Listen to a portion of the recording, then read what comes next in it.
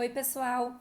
Vocês já sentiram em algum momento que parece que não tem tempo para fazer as coisas, que tá faltando tempo para fazer tudo que se gostaria, que se precisaria fazer?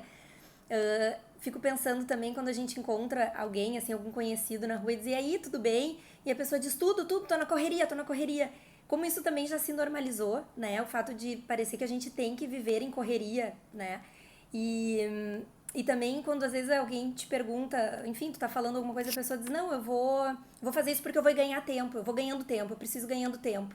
E aí eu penso, mas então é porque tá faltando tempo, se tu tem que ganhar tempo. Tu tá me dizendo com isso que, né, tu tá precisando otimizar para ter mais tempo, talvez mais tempo livre ou mais tempo de trabalho, enfim. Por aí vai, né?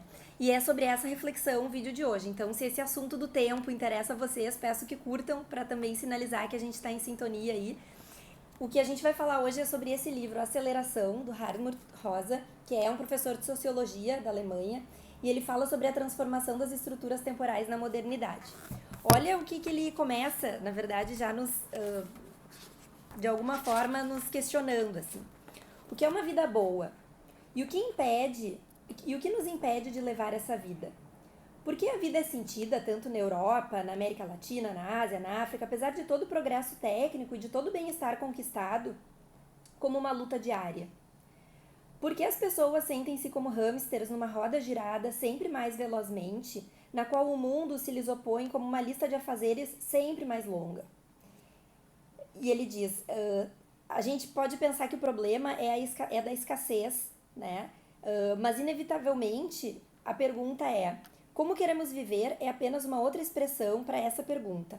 Como devemos dispor de nosso tempo? Essa é uma questão que me provoca bastante, pelo que eu comentava ali, dessa normalização, né, da correria, e por muitas vezes também me ver nessa prática, e daqui a pouco repensar como que a gente, né, inclusive mentalmente, muda alguns hábitos em termos aí de aceleração. Olha o que ele nos diz. Não dispomos de tempo, embora o ganhemos em abundância. Explicar essa enorme contradição no mundo e seguir o rastro da sua lógica é o objetivo desse livro. Então, alguns comentários, e aí assim, né, gente, vou comentar uma parte do livro, porque o livro tem mais de 600 páginas, e ele é bastante denso, assim, ele traz muito conteúdo, muitas informações, então eu trago aqui uma parte do livro e no próximo vídeo a gente segue conversando, tá bem? Bom, olha o que ele nos traz assim, ó. Ele nos diz que a maneira da gente estar no mundo, né, ela acaba dependendo em grande medida das estruturas de tempo da sociedade em que a gente vive. Então, certamente, né, hoje a gente se coloca nesse contexto diferente de um tempo anterior. Ele diz assim, que hoje em dia as pessoas se colocam muitas vezes como jogadoras, né, que estão no tempo e no mundo de uma forma distinta do pescador, lá de antigamente, como do empresário, de algum tempo atrás, de um período clássico moderno, como ele diz. Né? Bem, e aí ele segue nesse raciocínio, então, refletindo sobre o tempo, né? E essa nossa relação com o tempo, tão contraditória e às vezes até mesmo angustiante. E confesso que lendo algumas coisas aqui que ele traz, até chega a dar um certo alívio, sabe? Porque a gente percebe que também a gente é fruto desse contexto em que a gente vive, né? Olha o que ele nos diz. Na verdade, ele vai explicar que o tempo, a gente poderia classificar o tempo em três grandes categorias, digamos assim, né? Três diferentes perspectivas que ele diz. Em primeiro lugar, a gente está comprometido com as estruturas temporais do nosso dia a dia, da vida cotidiana, né? Com a rotina recorrente, com os ritmos de trabalho e de descanso, de sono, e com questões relacionadas à sincronização, à velocidade e à duração dessas ações, né? E esse dia a dia, esse tempo cotidiano, é em grande medida, ele possui um caráter altamente repetitivo e cíclico.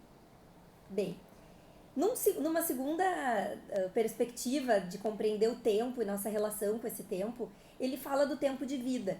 E a pergunta que ele faz é: como queremos despender nosso tempo? É a formulação não apenas com relação ao cotidiano, mas também com relação à vida como um todo. Né?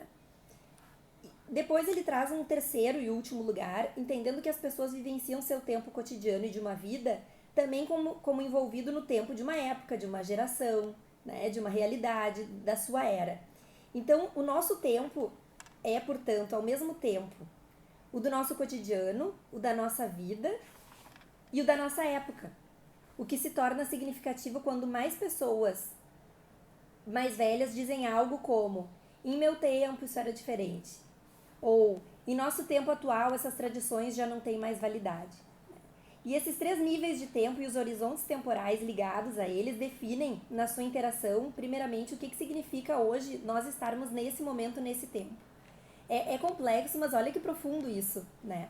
E olha esse exemplo que ele traz, assim, que eu acho que ilustra bem o argumento desse autor. Um estudante, por exemplo, cuja prática diária seja acordar ao meio-dia, ir à cafeteria e em seguida ao grêmio estudantil, ele há que se perguntar, mais cedo ou mais tarde, como tal atitude se compatibiliza com o seu plano de se tornar professor de nível superior e de aproveitar um fim de vida na Toscana, por exemplo. E se tal prática cotidiana é compatível e justificável, abre aspas, em nosso tempo, caso não se queira a médio ou longo prazo ser excluído economicamente. Da mesma forma, surge a questão se seu plano de vida está atualizado e, sobretudo, se é atual fazer planos de vida a longo prazo. Aqui, então, em linhas muito gerais, né, gente, um pouco da teoria dele sobre as questões de tempo. E ele ainda segue nos dizendo assim, que o sentimento de que cada época está, por assim dizer, fora dos eixos, de forma que o olhar crítico do observador constata que os sintomas de um tempo de crise em sua época, com certeza não é recente, ou seja, independente do tempo vivido, as pessoas que vivem aquele momento histórico têm a tendência de achar que aquele é um tempo de crise e que aquele é um tempo de aceleração. Né?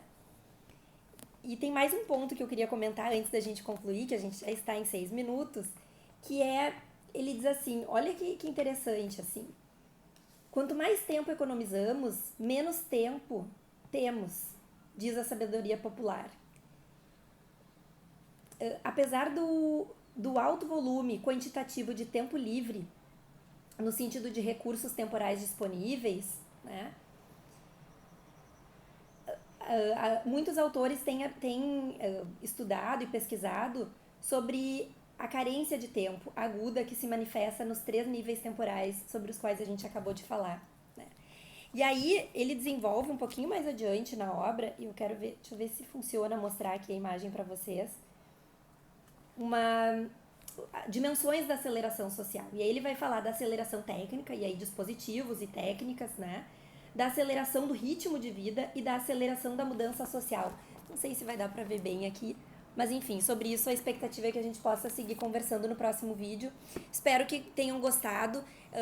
Tá sendo uma leitura bastante, como eu comentei, né, densa e também, de certa forma, trazendo um certo alívio aí, mas direto vejo relação, né, dessa obra com outras obras sobre as quais a gente conversou, como a Sociedade do Cansaço, sobre a leveza, sobre também o discurso da felicidade que se coloca aí, né, quase como um imperativo de que as pessoas precisam estar felizes, precisam estar produtivas, quase como empreendedoras de si mesmo, né?